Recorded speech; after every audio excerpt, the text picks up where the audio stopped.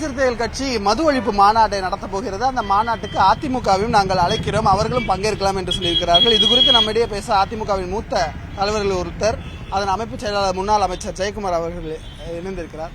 எப்படி திடீர்னு ஒரு இந்த அழைப்பு, அந்த அழைப்பை எப்படி பார்க்குறது? பொதுவாகவே விசிக பொறுத்தவரையில் அவர்கள் இந்த போராட்டம், அதாவது போராட்டம்ன்றது ஒரு மாநாடு, அதுவும் மது ஒழிப்பு, அதே போன்று மதுவுக்கு எதிரான அந்த பிரச்சாரம், குறிப்பாக மது கடைகள் மூட வேண்டும் என்ற அந்த கோரிக்கை வைத்து ஒரு மாநாடு நடத்துறது ஒரு வரவேற்க தகுந்த விஷயம்.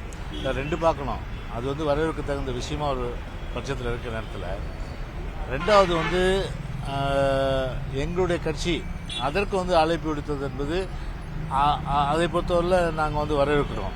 ஆனால் ரெண்டாவது விஷயத்தை பொறுத்தவரை நாங்கள் வரவேற்றாலும் கூட அந்த மாநாட்டில் கலந்து கொள்வது குறித்து கட்சி தான் முடிவு செய்யும். கட்சியினுடைய தலைமையும் கட்சி தான் முடிவு செய்யும். அதனால் நான் அதில் முடிவு செய்ய முடியாத ஒரு விஷயம். மாநாட்டில் கலந்து கொள்வதா குறித்து என்பது கட்சி முடிவு செய்யும்.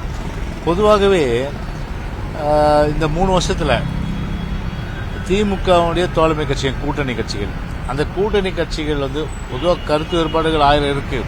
ஆனால் அது ஒரு நெல்லிக்காய் மூட்டை போல, அதே போன்று நீர் பூத்த நெருப்பு போல தான் இருக்கு. ஏன்னா இன்றைக்கு திருமாவை பொறுத்தவரை அவருடைய கட்சி கூட இன்னைக்கு தமிழ்நாட்டில் ஏற்ற முடியாத ஒரு நிலைமை இன்னைக்கு. அப்படி ஒரு நிலைமை இன்னைக்கு தமிழ்நாட்டில் இன்னைக்கு இருக்கு. இன்னைக்கு அதை அவர் பொறுத்துக்க முடியாமல் நீர் பூத்த நெருப்பா இருக்கிற ஒரு பக்கம்.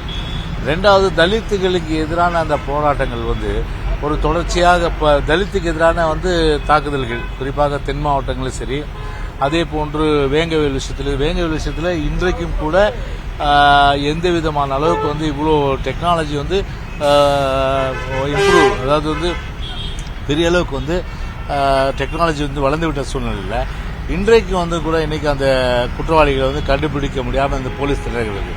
எனவே இந்த மாதிரியான ஒரு செயல்கள் எவ்வளவு காலம் அவங்க பொறுத்திருப்பாங்க? அது மட்டும் கள்ளச்சாராய சாவுகள் இப்படி இருக்கிற நிலையில காந்தி ஜெயந்தி அன்று இன்னைக்கு இந்த மது விலக்கு வேண்டும் என்ற வகையில் அவருடைய அந்த மாநாடு என்பது ஒரு வரவேற்கத்தக்க விஷயமா நம்ம எடுத்துக்கணும். நான் கலந்துக்கிறது கட்சி தான் முடிவு செய்யும். இது ஒரு கூட்டணிக்கான ஒரு அழைப்பா? ஏன்னா நீங்க இவ்வளவு குற்றச்சாட்டு வைக்கிறீங்க, கூட்டணியில அவங்க அதிருப்தியா இருக்காங்க எல்லாமும் அதிமுக சொல்லுது.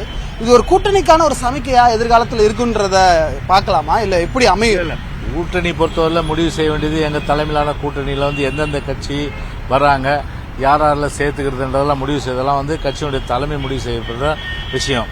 அதை நான் எந்த கருத்தும் சொல்ல முடியாது.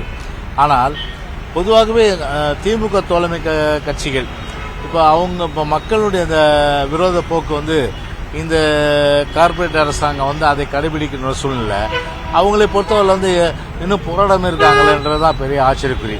அதனால தேர்தல் நெருங்க கண்டிப்பா இதனுடைய அந்த மக்கள் விரோத போக்கினுடைய அந்த திமுக செயல்பாடுகள் முழுமையான அளவிற்கு அவர்களும் எதிர்த்து போராடக்கூடிய ஒரு நிலைமை நிச்சயமாக உருவாகும். மிக்க நன்றி. ஒரு முக்கியமான டெவலப்மெண்ட் இருக்கின்ற ஒரு சூழல்ல ஒரு கருத்தை தெரிவிச்சிருக்கிறீங்க. அதிமுக இந்த மாநாட்டில் பங்கேற்குமா என்பதை பொறுத்திருந்து அதன் தலைமை எவ்வாறாக முடிவெடுக்கிறது என்பதை பார்க்க வேண்டும். ஒளிப்பதிவாளர் பாண்டியனுடன் நியூஸ் 18க்காக சுபாஷ் பிரபு.